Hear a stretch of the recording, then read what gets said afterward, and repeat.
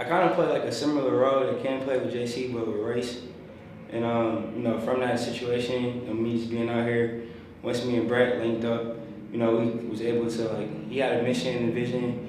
I kind of had a mission and a vision to be able to like do what we do, but I scale, you know, and being able to help, you know, everybody. And from that point of view, me being able to like, you know, play my role of athlete relations and taking the experience of what he had and, you know, having resources with y'all, we've been able to like, you know, come together and kind of like push that vision forward. So it's been cool coming out here. Originally it was, you know, just stay strictly focused on the player, but then be able to have that vision and meet him randomly, and he had the same thing lined up, kind of call it fate, and then we was able to, you know, stir up a lot of abundance. So you two are the connectors. Yeah. So I worked with Lance on a couple of other campaigns, and then after those were pretty successful, we wanted to roll out something with this kind of angle.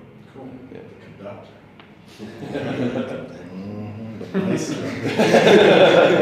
I mean, he was telling me about the whole privacy of like the phone and how it, basically what he said, the whole thing about being in touch with your child. I don't want to, it was like a weird concept for me. I was like, it's not like you playing God and like looking at your kids' stuff and like trying to like gear them in a way, but it's almost like focusing in them on being able to focus on real life stuff that's actually happening around you. You know what I mean? Yeah. So when I look at my daughter, she can't even sit in the tutoring class right now, and she won't even do the paperwork. She'll just get up, where's my iPad? Like, but she's on the iPad and she's not even being productive at all, learning or anything with that stuff. So my whole thing was like, man, would it be crazy if as they get older too, and you like kind of looking at stuff? And I know have y'all ever seen Black Mirror's, the episode where it's like the parent that like blocks out everything, and then like she doesn't know what the dogs is and like stuff like that. So my initial thought of the thing was like, dang, is we really going there with that? I don't know. I don't really want to do that. But then he like, but you explained it to him, explained it to me. I was like, I had to explain it to him a little while. All right, so it's not necessarily like saying this stuff doesn't exist, but it's introducing the kids to it at a slower rate. You know, giving them access to it as you know, as you mature. They'll still hear things throughout the hallways at school and in passing and whatnot. But if you could do something to like kind of at least taper them into it, slow them down, and that way when they get to that point, you know, they understand. It's a little bit more understanding, you know, versus a 3-year-old seeing a video. That's pretty graphic or something. A 4-year-old, they may not comprehend it right, you know. You hit it. So, you know, it's mind blowing to me that, you know, we in a situation to where we could be a part of something like this, and he's been expressing it to me a lot, talking with me, and then I was just trying to get a whole understanding of it, and I think I really got the grasp of it, even like just you talking about that, your situation and what happened with that. You know, I deal with, you know, some suicide stuff and all that when I was in like middle school and going into high school. So I can always relate to that when it comes to that stuff. But yeah, that situation, I don't know if I would have been able to control myself in that.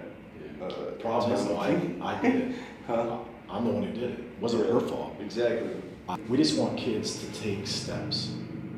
They didn't, at 10, they didn't say, hey, we're going to throw you in the league. Right. Good luck. You took steps. Exactly. And this is the same thing. We just want kids to take steps.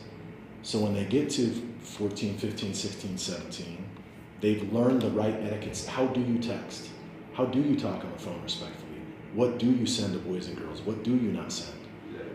Sexting, everything that goes with it. Don't be a 12-year-old doing that stuff where you're going to ruin your life and it's going to go public and everybody at your school is going to... So it's just teaching them those steps so that then when they start to add social media later on, they're ready. And is anybody really ready for social media? I don't know. But at least it's not all at once. And when a 10-year-old gets it all at once, it's the equivalent of walking into a swimming pool, which you'd never do this with your 4-year-old. Take her to a swimming pool and drop her in the deep end and say, good luck. She drowns. Yeah. But that's what we do with tech. We hand them a smartphone and then they're completely overwhelmed. The rate of able to connect with people is like way faster now too. Yeah. With the phones and everything else. So I think I I've always talked about him, like direct messaging somebody, like Yeah. I can easily just, oh man, yeah, I seen him the other day. I didn't get his number. Here, it's right here. Boom. Yo, what's your number, bro? Or what's your number, man? Like, next thing you know, you got Yeah. contact list of this, and you know, like you said, your circle just keeps expanding. We should prank call Quinn right now. We should. Quinn, what's going on? We got you the t-shirts. And we have we've created a fun game where kids can take care of a virtual pet, and they do it by the number of steps that they take. They get coins. Parents can give their kid tasks or chores, they get coins, and then they can save up and buy different animals or different dance moves. Sounds kind of dumb, but the kids go crazy for it. Sure. It's like that's those things that kids used to have. Tamagotchis. Yeah. That was the inspiration. So it's just, we've just seen kids just love anything that makes them feel like an adult. You know, so for it to call and text and then to look like something that their parents have, it's just super cool. It looks super rugged too, like it would withstand. Yeah. Well, I'll cut to it, man. We want to do something with you. Would love to do something with you. I don't know if you have more questions about Gabb. We've already given thought to what the opportunity could look like. We think you're a perfect fit for what we want to do. A dad who loves his daughter. That's a really simple story. So I don't know, totally up to you. I don't know if you want to have a separate conversation about that, and we can explain to you where we'd like to take it and get your reaction to it. We can take you through a little bit, now, whatever works for you, but I'm just telling you from where I'm at, we would love to do something with you. We're not having you here to figure out if we want to do something with you. Let's do something. All right. We'd love to. And we're growing. We're not a little pop in Utah now. We got 20% of our business is here. 80% of it is in the other 50 states. So we're growing in Cali, Texas, Florida, and the reason, outside of just you being a dad, the reason that we love the idea of partnering with you, I've watched what you're doing with your apparel, I've seen how your brand is global, you've got connections everywhere, you could help us. Utah's one thing, everybody knows you here, but your brand outside of the state is where it becomes really cool. So, all the synergies in the world of why we'd want to do it, and it would be an honor for us to do something with you. I think it'd be an honor for us to work with y'all too. So. Question for you on that, and what you were saying. What is your guys', so they understand, like, what's your goal to push him out to the market with Gabb and the partnership and everything like that, so it does grow together, like you were saying? Yeah. Do you guys have like an idea behind that? Like, Yeah, I'll be sure. And so I see video, I see social, I see boosted social, I see paid behind it, I see using your reach, using our reach. Your I face see on even that locally. billboard. What's that? Your face on that billboard right there. Yeah, right there. Gabb watches.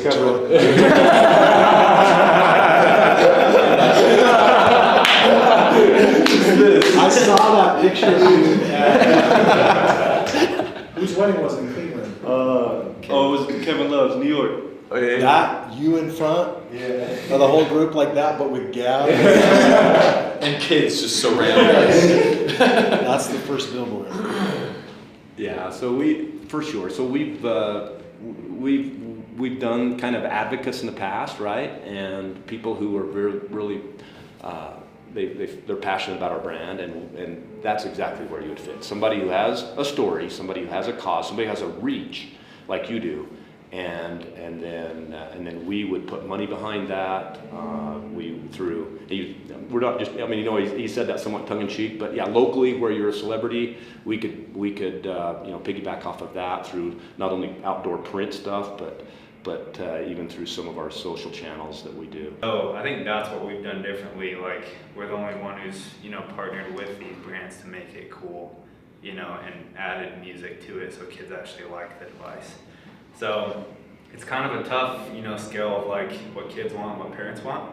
And from what we've seen, a lot of times it's like this. Yes. Or, yeah, The kids. yeah, they get forgotten. And so I think that's what Nate's been cool at, is kind of trusting me, and I'm 24, and he lets me kind of look at it from a kid's lens and say, is this cool for kids? you know, lets us run with it. So I think that's number one, and then number two is just financially, it makes a lot of sense for us to sell the product and then provide the service on the back end. Yes. It allows us to maintain the customer from age 3 to 16, which gives us great lifetime value. Can I add a number 3? Yeah. We're obsessed with safety. We're the best.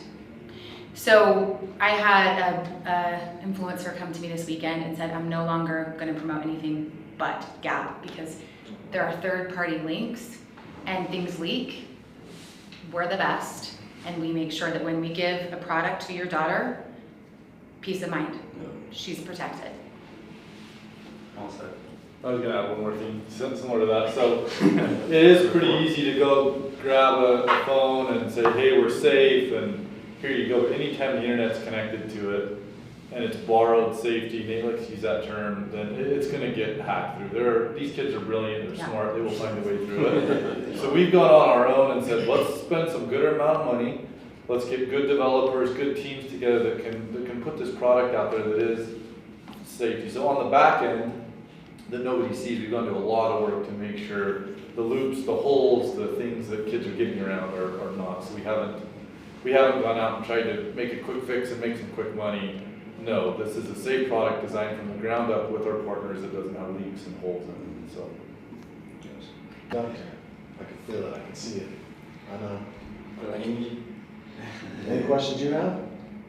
I'm just loving the experience, to be honest, like making sure that they, comfortable with the situation. Right now, I feel like, that vibe is, there. That's my number one priority and everything.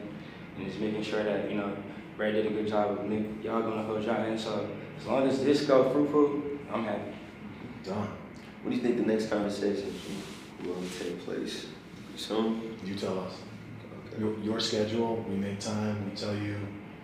It would be cool because I think we're gonna do a camp out here, kind of like if something's done before the camp, kind of incorporate it with the camp. Yeah. We got a solid outline where it's pretty simple to follow. We explain it, you react to it, we adjust anything and go. We're not. Yes. Yeah. We're pretty. We want to win, but we're pretty chill. This isn't 3 months of 50-page contracts and craziness. We appreciate who's interested. We want to do something. We should figure out like some type of rollout around the camp. Yeah, Sure. That'd be easy, like a collab there. Camp It'd be easy. August 8th, right? Yeah, August 8th. Less Out than a here. month. Yeah. It's Like I your- said, we it's have your camp. out here. And then telling that on as many, in as many places as we possibly can. And Brett, you're, JC probably. Yeah, the idea that we kind of threw out when we first started talking about it is like something like if we did a commercial where you're getting on the plane, you're getting on the bus, you put your headphones on, and then we fly over, like zoom out, fly back over to Texas or wherever your daughter is, and then she's on the Gabb watch saying, "I love you, Daddy. Have a good game." Zoom back over to him, putting headphones on, plays message, "I love you," goes into the game. Like that right there, like you talk about, you would be tying in his most crucial points of his life, and you're tying in the story with your customer base of, hey, I'm traveling and I want to be connected to my daughter when I travel. I think that would be probably the most successful way of us pitching it from our angle, but. Yeah, I like it. The thing that's most important to us is that you just be you. Yeah. We don't want you to be Gabb. You be you, and then we'll put Gabb around it. It's the best way to do it. Okay. Yeah, so we don't, there's no forced script here. There's no us trying to get you to say, bye now. Did you know? We don't want any of that because everyone sees right through that and it's super cheesy, but if it's you being you and Gabb happens to be a part of it, that works. That's cool. Okay, well let's roll. We'll work directly with you. Do you have contact? Contact info? What's the best way to? Yeah, I'll write it down. No, yeah, I invited you to this meeting. Yeah, as well. Yeah, I think I have it as well. So I've got your contact. Cool. And you just let your dad spoke with him on a Zoom call before and stuff too. So this kind of second meeting. Yep. You call that coach? What do you call him? Sometimes. Everybody else refers to him as Coach Mike. Coach Mike. Sometimes, yeah. When he getting on me, I refer to him as Coach Mike. Love it. Yeah, that tech and the digital part of tech it's killing our kids. Literally, it's killing them. And we're not doing enough to protect them. And then when all these crazy things start happening when they're 18, 19, I mean, these kids are doing these crazy things, and we're born that way. Yeah. So they're getting there through all this craziness, and a lot of it is this tech that is just has no guidance to it. It's just, here, have access to anything and everything. Go watch whatever you want, whenever you want, and be influenced by whoever wants to influence you. And it turns into a ton of craziness. So we're just trying to be that small part of giving kids a better option. All right, y'all. We got to finish the meeting with the game of Pop Shot. No, I kind of just